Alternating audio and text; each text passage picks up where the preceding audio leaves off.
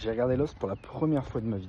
Et outre le fait que ce soit une série qui m'a l'air pour l'instant plutôt sympa, ça m'a fait trop du bien de voir des physiques normaux pour les héros de la série.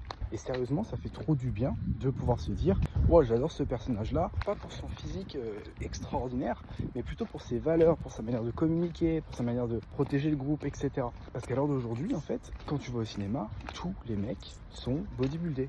Voire même pour pas mal d'entre eux, si on parle plus des Marvel, des super-héros, etc., les mecs sont sous jus, ils se dopent. C'est-à-dire que le physique auquel tu vas chercher à t'identifier, tu peux même pas l'avoir, même si tu passes toute ta vie à la salle de sport et que tu t'entraînes depuis des années et que tu fais tout parfaitement bien. Et au final, tout ça, ça mindfuck notre cerveau. C'est-à-dire qu'on va imaginer, parce qu'on veut être comme un tel ou comme un tel, qu'on doit avoir justement le même corps, etc.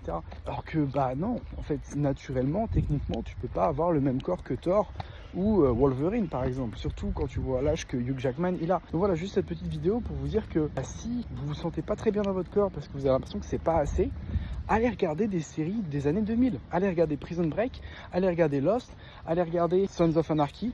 Par exemple, avec les bikers, les personnages ont des physiques atteignables. Ouais, si tu t'entraînes un petit peu, là on le voit dans Lost, le personnage principal, on voit qu'il va à la salle, il a des bonnes épaules, etc. Mais il n'est pas ultra sec, il n'est pas ultra dessiné. De temps en temps, ça fait du bien de se rappeler que ça, c'est un physique naturel. Et qu'à l'heure d'aujourd'hui, la plupart des productions cinématographiques et les acteurs du coup qui jouent les personnages n'ont pas des physiques atteignables naturellement. Et n'oublie pas que la comparaison, c'est le voleur de la joie. En français, c'est pas ouf quand même. Mais du coup, en anglais, on dit « Comparison is the thief of joy ». Voilà, à méditer, sincèrement. Prends soin de toi, prends soin des autres.